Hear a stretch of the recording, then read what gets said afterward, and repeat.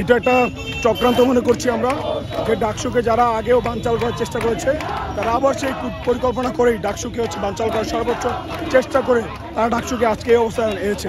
কিন্তু আমরা বলছি যে অতি দ্রুত 9 তারিখ মানে 9 তারিখে ডাকসু নির্বাচন দিতে হবে, আমরা এটাই চাই। এবং শিক্ষার্থীরা যেমন 24-এ রাজপথে নেমেছিল, মনে রাখতে হবে আমরা কিন্তু আবার সেই রাজপথে নেমে এসেছি। ও আমরা বলছি যে আপনারা সবাই শিক্ষার্থীরা যারা আছে ছাত্র জনতার মুখের সামনে পড়ে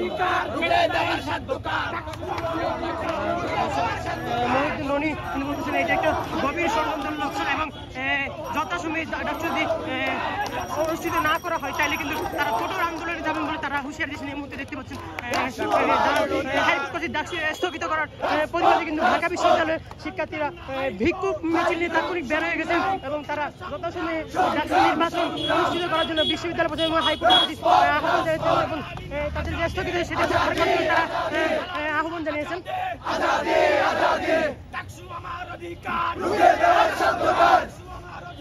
রুখে দেওয়ার